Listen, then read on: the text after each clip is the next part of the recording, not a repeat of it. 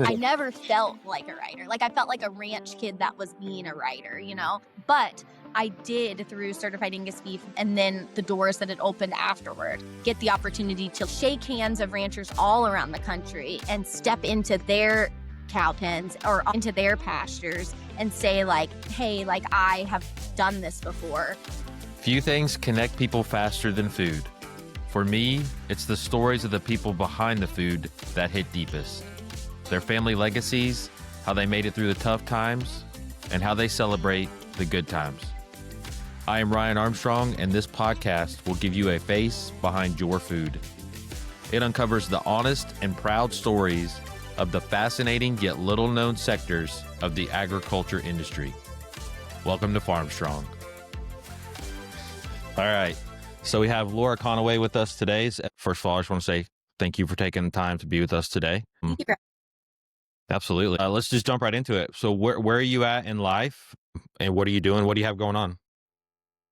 Certainly. Yeah. Well, thank you for having me. Congratulations on this adventure / endeavor, Ryan. That's impressive what you're doing. And thank you, on behalf of us producers for doing this and putting a voice, behind the people that are involved in agriculture. So I am located in Central Florida, East Coast of Florida, where I am involved in my family's beef cattle operation, commercial cattle operation, as well as my own. And those days are always, it's hard to pin down and say this is exactly what's happening, because just when I make a plan, something else, the cattle call and demand something different. And so that is something that I'm used to. And then something that you can really never get used to, because you can make plans and they always seem to change with the cattle when they call. So my day to day looks like this with you, and then doing some book work with a lot of spreadsheets on cattle, answering calls, marketing some bulls, all of the above. But this is a fun change to what is the normal day to day. So you guys are still pretty heavily involved in cattle? Yes. So I like to say and feel proud of the fact that up until I got my first job out of college, my shoes, my dance classes, my school, everything was paid for by beef cattle. I did not grow up with one of my parents working off the farm. Both of my parents worked together and completely worked hard to make a living in beef cattle alone. I tip my hat to all producers that can do that. I mean, it takes all different kinds, and there's producers all around the country that have a spouse working off the farm or on or both. I commend them all, because it takes all kinds, in my opinion, to make that work. But I do recognize my parents for struggling through to make that work, in particular on the eastern coast of Florida. We are about 20 miles inland from Daytona Beach. And so our cattle, while I always say our cattle drew what would be the opposite of the short end of the stick, while they do have to go through hurricanes, they get warmer temperatures than maybe some of the cattle out west or up north. But to have cattle that close to the ocean does have its challenges.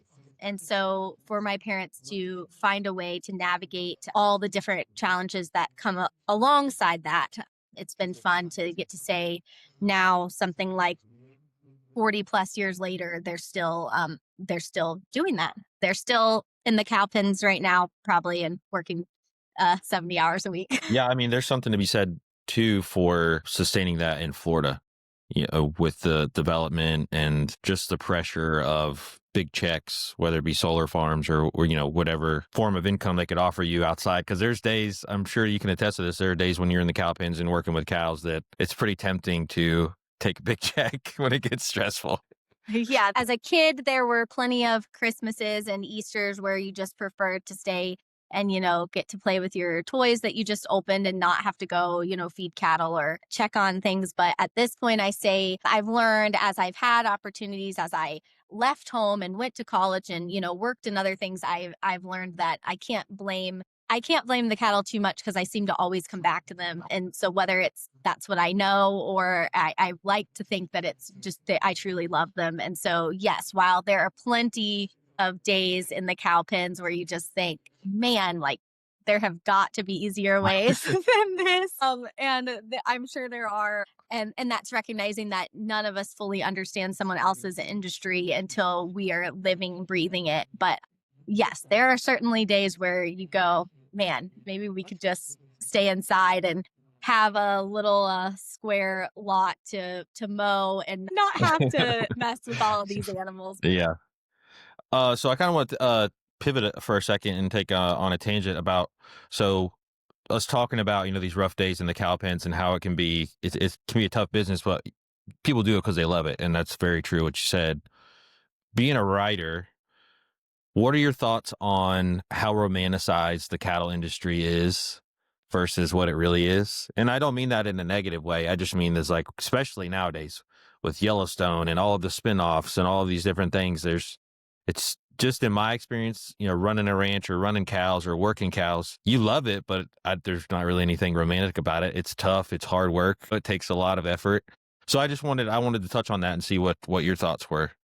Yeah, I think I appreciate the question. The reference to Yellowstone is funny, and I hope you don't have a lot of Yellowstone viewers, that will come after me. I will say that when I first heard the show, I get asked about the show a lot, and given being in this, growing up a ranch kid, there's no doubt that it's certainly a topic that is unique. I fly a lot. Certainly when I was flying as a writer a lot, you sit next to someone and they ask what you're doing, and it's a conversation topic. When Yellowstone came out, I feel like it's even became more of a conversation topic because it was in so many people's living rooms, every week. And I will say the first time I finally tuned in and watched it, there was one of the first scenes I felt was so unrealistic that I turned it off for years because I thought, how do they have all this money and budgets and they didn't have a single person? There was a scene where Kevin Costner, like I think it's Kevin Costner, has to put a horse down, Mm-hmm. and he puts his face right on top of the horse's like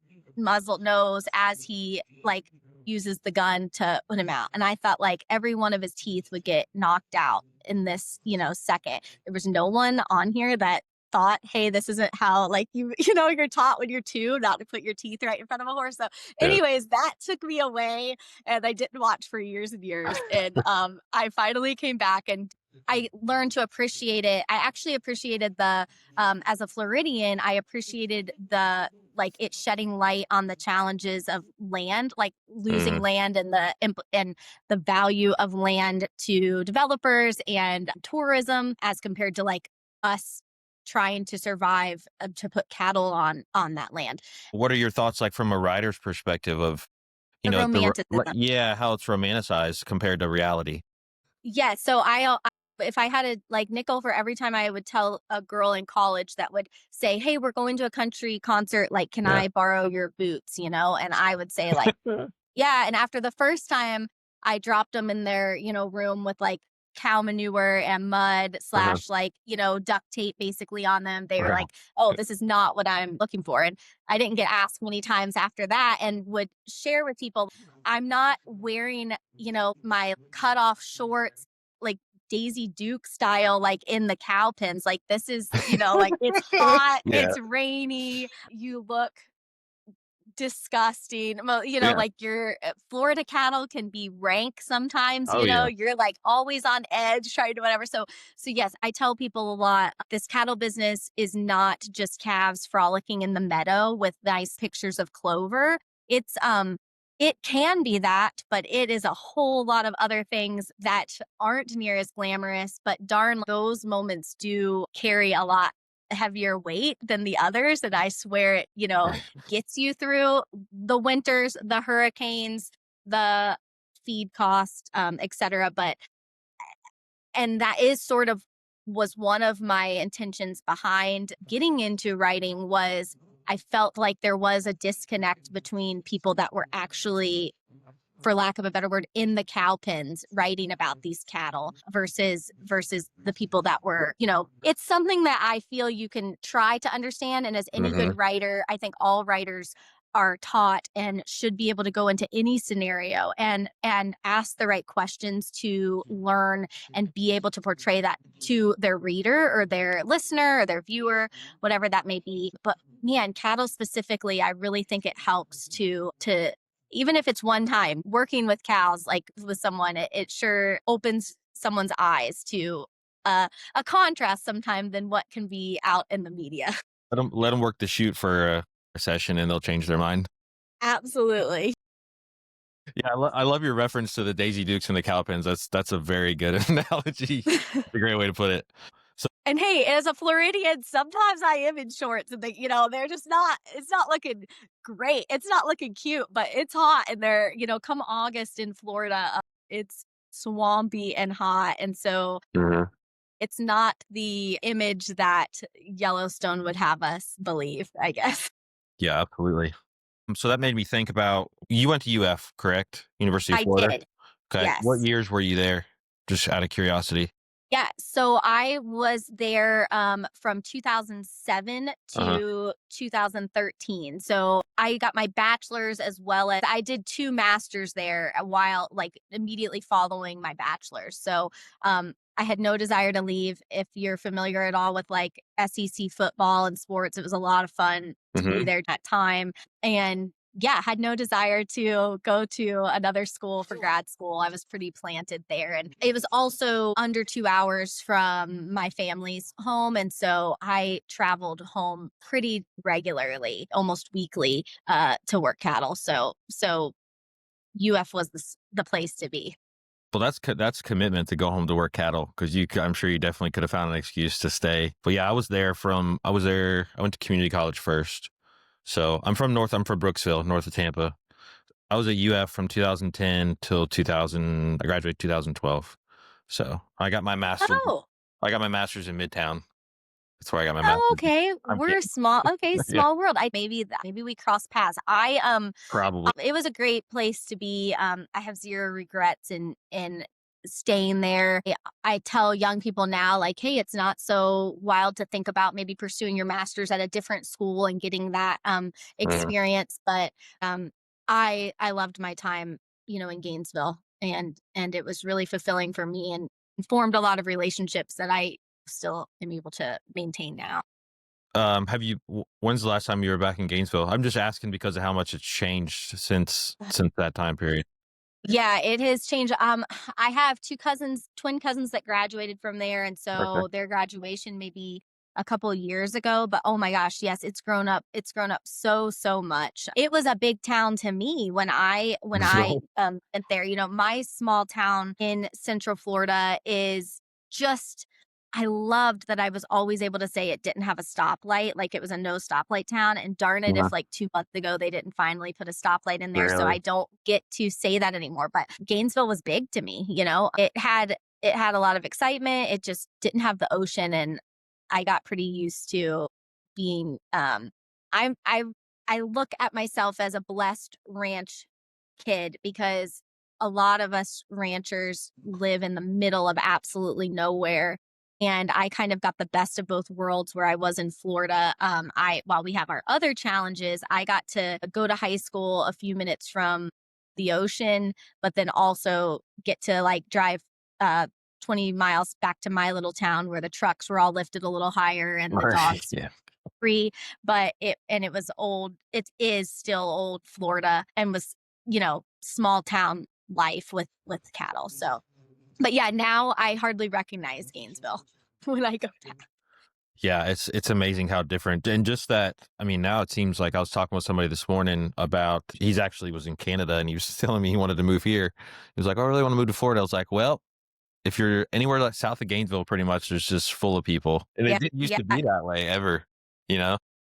Yeah, I tell people that aren't from Florida, like, I think that the reputation for Florida, is that it's all transplants. And I say that wasn't my experience, like I got to grow up with multi-generational ranching Mhm. families or, people or farming, like grove, people that owned citrus groves or, ferneries. I grew up near the, like what's considered the fern capital of the world, which a lot of people don't even know what that is. Ferneries, like little garnishes that go on your plate at a fancy restaurant restaurant and there's a whole industry, Yep. that grows those. And so there's a lot of agriculture in Florida. I'm sure you've shared that with your viewers. Right. There's a lot between the beaches and Disney World that happens in Florida. And that was my experience. But when I meet people, they think Miami, like that's where you're from. And I tell people like I didn't even go to Miami for the first, 2.5 decades of my life. And the So yeah, only same reason here. I went there was to go like say do something on some cattle. Yeah. So yeah, anyway, Florida is definitely an interesting place. It's an interesting place before you even get into being in the cattle industry or the agriculture industry in Florida. Yeah, I mean, same here. I grew up. I mean, we didn't have really like an operation. It was more like a sustainable thing. Like we grew what we ate, and we ate the cattle that we had, kind of thing. Wasn't necessarily a commercial deal, but I was blessed enough to work for Tropicana for about 6 years out of school, and my office was in LaBelle. So I covered that whole area down there, and I got to see all of those just huge ranches down there. And it just like, there was never, for 6 years, I never, and to this day, I would still love to do it, but I never got tired of driving down 70 or any of the back roads and seeing, like Bluehead Ranch or Immokalee Ranch, like whatever those, those big outfits are. Mhm. And people don't even like, it's never thought about. So yeah, it's good to hear somebody that has that kind of same perspective as a Florida kid. That's like, everybody we grew up with was from here, and if you weren't from here, it was like, wait, what do you mean you're not from here? And now it seems like it's kind of inverse, right? Yeah, yeah. Somebody told me the other day that I don't have a strong Southern accent, and it hurt. I said you couldn't say anything meaner to me, like that makes me sad. And then someone else piped up and said, "No, I do think you do," and I said, "Thank goodness, like you're hurting my feelings." Yeah. But I always blame that on living closer to the ocean, and there definitely are on the perimeter of our state more like there's more of an influx of folks from other states. And so I blame them for because I went to school, close to the beach. So I'm like, darn it, maybe that's why I don't have the accent or something. But I take great pride in being a Floridian. Even, dare we say like a Florida cracker, like Yep. someone that grew up with cattle in Florida, and is proud to do it. Yeah, and people have no idea what that even means. I was trying to explain it to my 5-year-old the other day. Because, it's like I got to get him a whip and teach him how to do it. Yeah, we have a event in our county called Cracker Day, and people know it from all over. I mean, I've met people all across the country that have heard of it, and it's our cattlemen's, association takes Hmm. great pride in it, but it's a way to kind of show off and there's a cow whip competition where all the youth can come in the middle and crack their whips. And for those that are thinking like, what in the world, like, a Florida cracker was considered a cowboy back in the day because they used rawhide whips to that made a cracking sound to move the cattle. And yeah, we're proud of our heritage. And I've the further I travel, the more I learn people are really interested in the Florida cattle business in particular because like we are still utilizing working ranch dogs, like we are on horses, we are cracking whips. Hmm. Sometimes that's because the cattle, while I worked really hard to get the cattle more gentle and bring like that Angus influence of docility, sometimes you still have to hunt them. You to what's considered Yep. a cow hunt, which is, finding them in the woods. And so it takes all of those things. And I do think it carries with it days of old a little bit, Oh yeah. a romanticism of the Hmm. West, or it's not the West, but of like true American cowboy. There are still those people in Oh yeah. Florida. Yeah, 100%. And they're some of the best people you'll ever meet. I mean, they will, they'll hold your feet to the fire and and tell you what's right and wrong, and they won't ask if you agree or not. Uh, Yes. Yeah. and I growing up, I spent a lot of time with my great grandfather, and he shared a lot of stories from him growing up. He was born in 1918, and our family worked cattle all the way out to the beaches in Hernando County. And like you go down there with ranches, like in where you are, a little thing that people don't realize is that they call them islands, right? Because they're so swampy. Like there's Buckhead Mhm. Island, all those different places. It's still the same. Like, and he was born in 1918, and they're still doing it today. So I'm just saying, just to your point, like it's we're changed so much, but we're still unchanged. And I would just say kudos to the Florida Cattlemen's, because that's a legit that's a legit operation. They do an amazing job. They do. Yeah, it's a great organization to be a part of. And yeah, yeah. I remember one time traveling, like talking to, I've had the pleasure and fortune of in my writing career meeting ranchers all around the country, and I remember the first time I came back from one of my trips, I came back and said, Dad, like they don't use horses. Like it was foreign to me, I was like, they use like four-wheelers and stuff, and like the cows just like come into the pen, and so and truly, like, I've taken some of that and, I raise my own heifers and I have registered Angus cattle myself personally. And those, I can about call them by name and get them to come into the pen. But that was not what had been my experience, Yeah. and when you have these larger parcels of land with lots of cattle on there, it's certainly not the experience. And so it was so eye opening to travel. But I remember one of my families that I interviewed and told a story on, they were like, I came and worked like cattle in Florida one time. And they were like, I've never seen anything more like why, like they think it's wild out here, they're like Yeah. out in the West. And I'm like, yeah, people, it's a unique lifestyle for sure. But there's a lot of times I wish we had a video camera or, more documentation of it. But yeah, it's easy to get caught up in it when you're living it and not Right. realize how unique it is and how much fun it would probably be for people to, tune in and see a little bit of it. Yeah, like a live stream on on a cow hunt. Yeah. That'd be wild. Yeah, just like a GoPro on the front of the horse and yeah, get Yeah. out. What so tell me what was some of your favorite parts or your favorite part of traveling around? Like you were saying, you get to travel a lot. Was there anybody like that kind of sticks out as, they said something that really stuck with you for a while, or just being around them was really influential? Yeah, I mean, it's hard.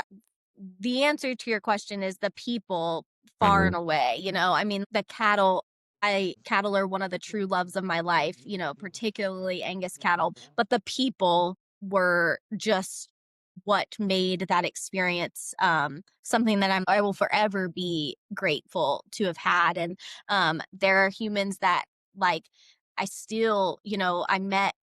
It's a peculiar thing to be a writer and go on location, I think, because you're basically talking to someone on the phone for a minute, interview saying like, "Hey, I'd like to come be super nosy, like insert myself into your life, like, get in your vehicle or move your dog over that's used to sitting on the Yeah. passenger seat, Yeah. or like jump on the back of the four-wheeler or be here when cattle get out or something happens or and then just like ask you a ton of personal questions Yeah. and then take a bunch of pictures of you or bring a video crew or whatever that may be and then roll out of there and maybe never see them again. Right. In one way I got used to it, and then in other ways I you never get used to kind of like becoming so close to someone, Mhm. maybe asking them questions that people they're with all the time don't even know the answers to, and then leaving and maybe never seeing them again. And so that was when it was really fun. Like that's when the NCBAs or the Angus conventions or those things are fun because you get to see a lot of those people that grew to really like. And I've always said like would be invited to my wedding one day. Like Right. there's people that I know I could call, and that's been a lot of fun to go even in my travels now to know like this family's here and I could call them or whatever. And so I learned a ton. I mean, as a person who grew up in the cattle industry, I still learned so much about cattle, not only about cattle, but about life. But by like there's so many similarities. And while there's differences, like while we might not be battling, sub-zero temperatures and blizzards or Mhm. whatever, like there's still such a commonality, a connection from cattle producers, whether they're in California or Texas or, Florida. But I'm trying to think like the thing that comes to mind for me outside of all of the cattle advice and that I Uh-huh. utilize every day in my own life is I also had the opportunity to work with a number of chefs like and Mm. restaurant owners that worked on the other side of the other like complete other side and were working with consumers. And I actually had a great opportunity to bring the producer and chefs together in a series that I worked hard on because there were a lot of similarities. Like you saw these people that were working really hard, really long hours, managing the unexpected, but they worked with the same product, i.e., like being high quality beef, but they were never coming together. And one wasn't really familiar with the other. And so I sat one time with a restaurant owner And I remember them telling me that had they not failed like pretty bad, they would have never been where they were. And I'm sitting there with, my camera and planning to like do this major story because they have these record breaking numbers. And I'm looking at, they're kind of treated like local famous people. And Mhm. they're just telling me, oh, we failed so bad. And had we not failed, we would have never had the success. And as a young person, I think I work so hard to avoid failure. And so that was a huge lesson for me that I've thought of, over the last like gosh, it's probably been close to a decade because failures have sure come along, and I always think of them and how they were so grateful for their mishaps and failures. No, that's a great answer. Thank you for saying that. Yeah, I think that's a really really good point with the failure part about you kind of get taught to avoid it, but it's actually better to seek it. Obviously you want to succeed at some point, but I think that's really cool and valuable because I think one thing I used to always do to tie this in, I used to always try to find an excuse to go sit with like the old timers.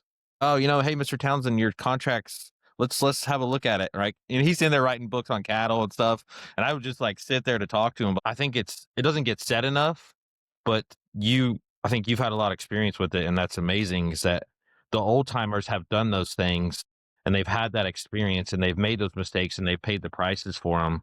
And that's kind of like invaluable to people our age. And, they're not going to be here forever. So to be able to have that opportunity to sit down with them and hear things like, if I hadn't have failed, I wouldn't be successful is, I think that's really cool. So thank you for Oh sharing. yeah. Oh yeah, absolutely. And yeah, I parlay that too. I mean, my friends' parents and grandparents that I have gotten to be on horseback with, on like next to on foggy early mornings, working cattle or in cow pens or sitting and asking them questions about raising heifers or, like just the challenges, what they've experienced in the cow herd. How it's been, a true gift. And there are so many uh, people with great, great wisdom, in agriculture all over the country. And yeah, I'm with you. I love to chat with the um our peers are great and there's so Yeah. many things to learn from them, but there's something to be said about the folks that have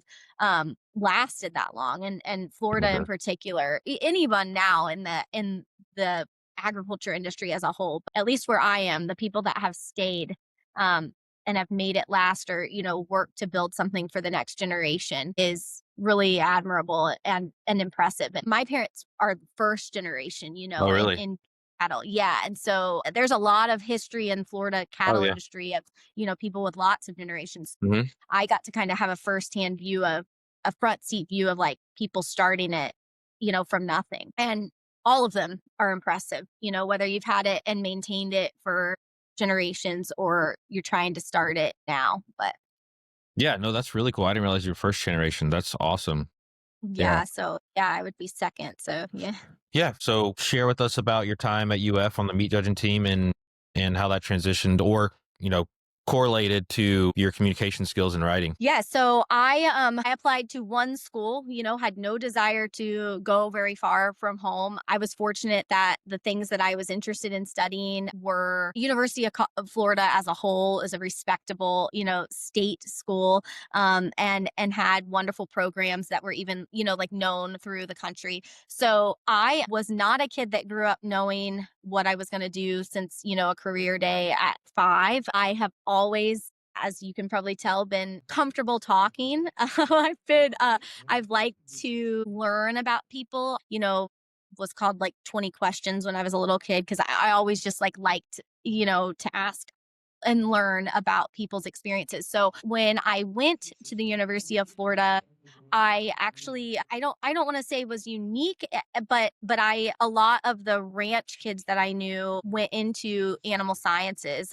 because they wanted to go home and take over their family's operation. My family is a little multifaceted in what they do. My family raises commercial beef cattle. They in addition to that though, have a beef business, like where they sell beef by the quarter, half, or whole. They also have one of very few buying stations in the state of Florida. So we have certified scales and Okay. buy cattle weekly that come in and then ship those cattle, fit them to orders and ship cattle out. So there's a lot of moving parts to that. My dad has bought cattle for companies at auction as well and has done that for 35, 40 years. So I had like insight into a lot of different things, and I knew I wasn't going to be an order buyer, but I knew, we're fortunate to we lease some land that we run cattle on. So everything is always kind of unknown in the cattle business. My family was first generation, so unless you're fortunate sometimes to inherit a large chunk of land to raise those cattle on, you don't know if you're going to get a call that says, hey, a developer is selling this, and cattle have to be off in 30 days or what. And so there's always a little bit of uncertainty. And so I went into going to college as an 18-year-old going like, I don't think I just want to I'm not going to be an order buyer. I'm not going to, I kind of already have a lot of the recipe to be in our cattle business. So what can I do that aligns my like skills slash interest, Hmm. and decided to go into the journalism school. And so I studied public relations and took like reporting classes, through the higher up classes in journalism school. Missed my people, so Right. I always took an elective in animal science. I did intercollegiate meets judging and then live animal evaluation judging. And so I always, even through grad school, where I got a master's in business and another one in agricultural communications, I've still always had my foot in the animal science department because that was where I felt most at home. But I gambled, I guess, on an idea that I was reading literature and articles that were coming in about cattle producers. And I had grown up with like these old school ranchers that Yeah. I thought like, are they really going to listen to like like have someone tell them what they should or should not do if said person hasn't experienced what they have experienced? And is that asking a lot of them to do that? And then a lot of the ranch kids that I knew, they didn't want a camera in their face, to be interviewed. And so I just thought maybe I have this weird way that I could connect both. Like I did musical theater as a kid, so like I showed cattle, and I was in the cow pens, but I like also, like sang and tap danced, like doing musical theater stuff. So I was like, maybe I can like combine these things, Hmm. and it worked. And while I was in undergrad here, like I don't even remember how it happened, but I saw an internship with Certified Angus Beef as a writer, and I was like, I am not a writer. I am a ranch kid. Yeah. I thought I'd speak more. I thought, Uh-huh. maybe I'll do public relations stuff speaking. And I probably ended my career at Certified Angus Beef, where my long-term editor, Steve Souther, who is just such a special human being, was like, "Do you finally feel like a writer?" And I was like, not really. I never felt like a writer. I felt like a ranch kid that was being a writer. But I did, through Certified Angus Beef and then the doors that had opened afterward, get the opportunity to go shake hands of ranchers all around the country and step into their cow pens or into their pastures and say like, hey, I have done this before. I knew to shut a gate behind me, and I felt like that like maybe gave me a little bit of an opportunity to get questions answered or then feel a little more comfortable, or at least gave me an opportunity to like write about them in a certain way. Was really special to be an 18-year-old and be like, maybe I could do this like, weird thing and combine, be a ranch kid that like speaks on behalf of this industry, and to like get the opportunity to do it at Certified Angus Beef was a real neat thing to watch it come to fruition. How long did you do that for at CAB? Yeah, so I interned with them in undergrad, and then when I graduated grad school, we had conversations again, and so I actually moved.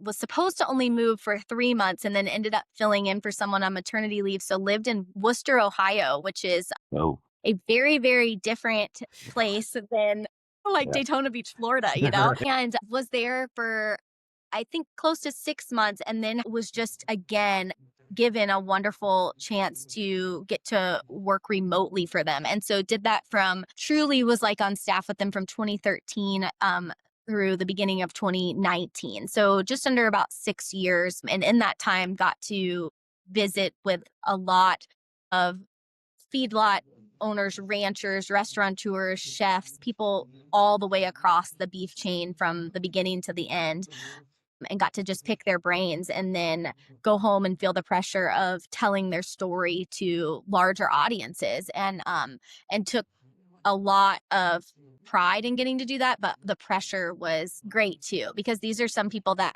it's a big deal to let Hmm. you into their world, much less let you control the narrative or frame them to a large number of readers or viewers. And so I took that as a humbling like honor to get to do.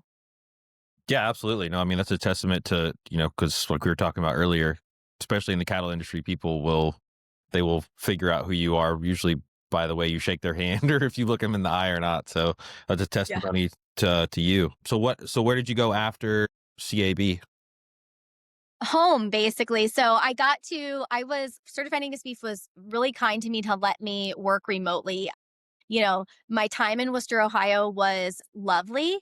And if I could, work with all those people in Florida, it would be a dream. But I got a dream where I got to have both. I got to work with them, but be still in cattle regularly. And that basically allowed a remote position for me. Before I say remote was cool, but Yeah. there was no getting me out of cattle and out of Florida to Ohio. So I was grateful that they allowed me the opportunity to do that from there. And yeah, I got to a point where I was hardly in our cattle. I was gone a lot, or the whole reason I got into it was to be able to connect with people because I was living that. And I almost stopped living in our cattle. I was seeing the need back home, and I was flying off somewhere else. And I missed like the day to day. And so I came home as the answer, and planned to still just kind of, if you have a seesaw, like give the cattle a little bit more. And anyone that's in cattle knows the cattle could quickly just, like Right. do this to you because they have a lot of like immediate demands. And so I do still do freelance writing and photography, and I have some clients that I work with, but the cattle take a primary part of my time. And I dare say I don't, I miss the people. Some people ask me, like, as a writer, like, don't you just want to write all the time? And I'm like, not yet. I also have made a really conscious decision I would like to hope that I can always write as long as I have my mind, but I Mhm. can't always be on a good cow horse with a good set of dogs with my dad in Florida ranch land with palm trees and cattle Right. in the background. Who knows how long that will be allowed that, or will have that opportunity. So I have no regrets of focusing while I have the ability to physically do those things. I'm taking full advantage of getting to do those now. No, that's a really good point to take advantage of that, especially in Florida, like you were saying about the environment and the way that we work cattle. That's a really good point. I wanted to touch on one more thing. You mentioned the meat judging team. Could you elaborate a little bit more on that for everybody? Yeah, how do you start? So, in my time in Florida, I make a comparison to like when we were at the University of Florida. There's a like southern, I almost feel like dress code, So Hmm. you'd be at the Gator game, and you'd be like in your, you'd probably be in like your nice polo with your Sperry's, and Yeah. I'd be in my like orange and blue sundress with like your Jack Rogers sandals. And nowadays everybody gets to, I think, wear sweatpants, which I'm pretty jealous of, but like our time there was like kind of nice. And so I would go from like a 6 a.m. wake up call to, like, if anyone wants to Google like what a meat cooler frocks look like, which is like multiple layer. Like it was, you look like an Eskimo almost. And I spent my Saturday mornings as a student there waking up, being in the meat cooler at 6 a.m. and literally judging carcasses, like hanging carcasses of all beef, pork, and lamb. and then would switch, and put the little hat on and go to the game, like, and my friends in the journalism school and like, you just did what? I remember I had to tell my reporting professor, I'm going to miss a week and a half of school because I'm going on a meats judging competition in Texas and we're driving a 15 passenger van and we're going to stop for, three different workouts at, Cargill and Tyson, and we're going to judge, spend hours in the cooler. And he was like, what? But Yeah. it was a neat thing to, like, get to kind of share. Why? Because it was just so foreign to anybody else.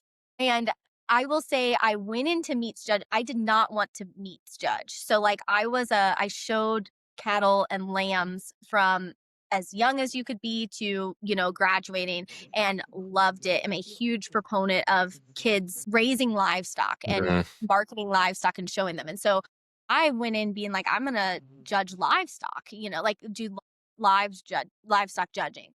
And a gentleman by the name of Chad Carr, who's a meat science professor at the University of Florida, was fresh there and new. And he was like, what's going to make you a better livestock judger is being a meats judger first. And I was like, no, absolutely not. He was like, I'm telling you, it'll benefit you through your life. You'll make lifelong friends. Whatever he said in that meeting, I walked out saying, like, no way. And then somehow was like, signed up the next week. I was on a group of, there were four of us girls, all girls. We will forever be friends. Like, he was, completely right. All of us do something in the beef business specifically. It absolutely helped me with my career at Certified Angus Beef, helped me with feeding cattle out for my family's, like, beef business. It has helped me innumerable times. And I know, like, still will. Not that, like, when you went to University of Florida, it was not the cool, like, yeah, I'm on the swim team or I'm, on the track team. It was like, yeah, I'm on the meats judging team, which is like not to many people the coolest thing, but it was fun for me.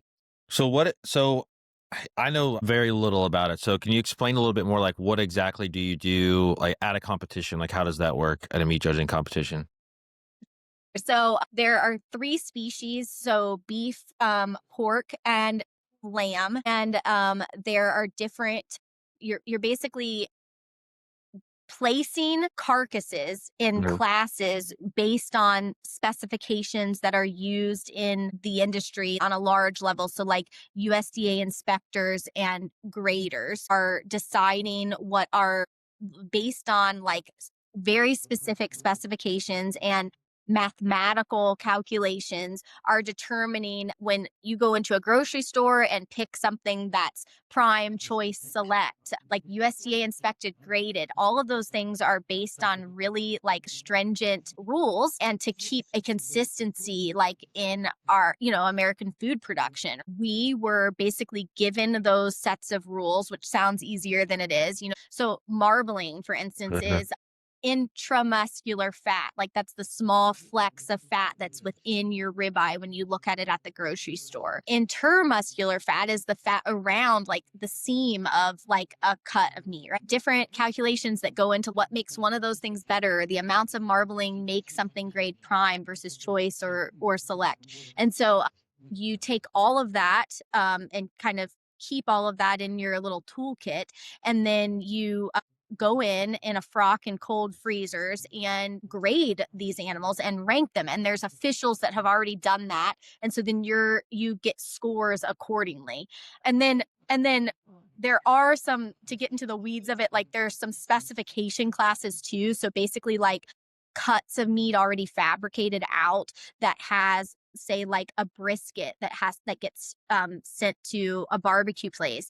It Mhm. had to have, like, maybe 10 different things checklisted off to make sure that it was cut a certain way and trimmed a certain way, and the like, every little piece was as it should be. And so you have to, it was almost like a test. To You would see what was missing from the specifications, what was there, what needed to be added. And yeah, I mean, it's a skill set that I still use today, which is really interesting, but it was a lot of fun. It was fun to yield grade cattle. You'd also go in and look at the back fat of them and then the marbling amount and determine how those animals get graded and then given a stamp that all of us as, like, consumers have learned to trust.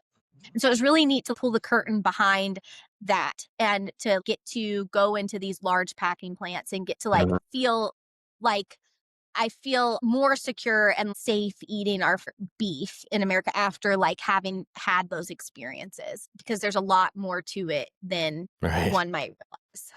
Yeah. So I think it's just kind of like by default at a University of Florida, everything's really competitive and everybody's really proud. So how competitive was it, when you went to the competitions versus like say university from the Midwest or Texas or something?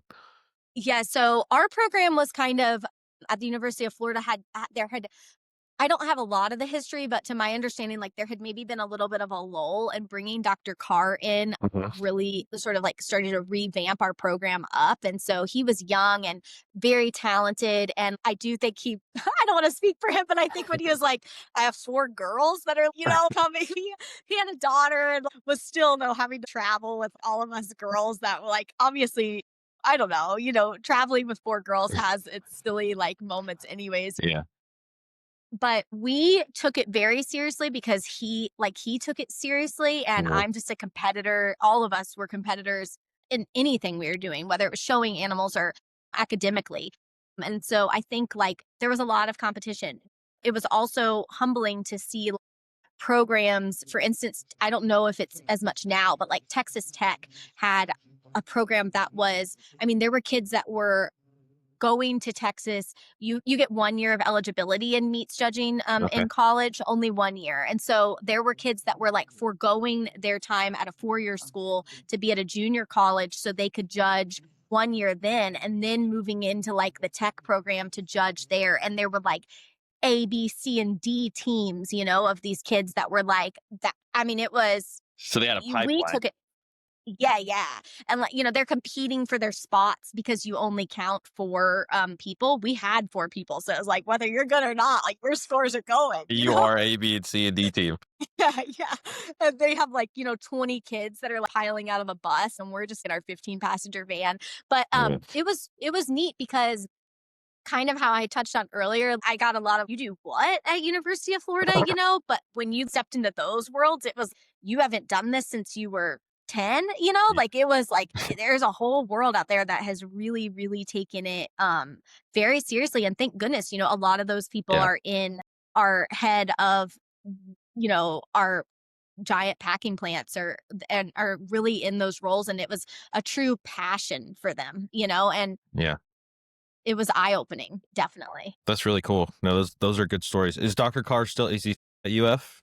He is, yes, yeah, yeah, and he is. I don't know how many teams after us. I like to think we were just a lot. Like he, I think after that, some graduate students. It's common for graduate students to kind of like take on those roles and lead teams. I want to say maybe he did another team after us, but I am so grateful we got to be trained under him. Dr. Carr is a real talent in his field, and so to get to be taught by him was, a gift that at the time you're like a 19-year-old kid and you're like, I have to get, how early are you making me like be Yeah. in the cooler? But I want to go hang out with my friends, but with hindsight, it was a real blessing, a real gift that like I said, I use pretty regularly. That's really cool. No, I mean, like, you hear, like you were talking about when you're around your people at UF, you hear about the meat judging and stuff, but I never heard those kind of intricate stories. So that's really cool. So thank you for sharing. Shout out to Dr. Carr for doing Yeah. that. Well, I think that's probably going to wrap it up for us, but I sincerely appreciate your time and all the stories and everything that you've shared with us. So thank you, Laura Conaway. Thank you. Yes. Thank you so much, Ryan, for having me. I really appreciate Absolutely. it. No, we enjoyed it. Thank you. Thank you all sincerely for connecting Field and Pork with us today on Farmstrong. Never forget that every day is your God-given opportunity to change the world. Please let us know your questions or guest suggestions at farmstrongpodcast@gmail.com. A special thanks is due to Casey Brown with Teal Hat Communications for producing this podcast. More importantly, we want to thank you for investing your time in this podcast and taking the time to connect to the agriculture industry. This is the Farmstrong podcast. Work hard, be honest, speak proudly.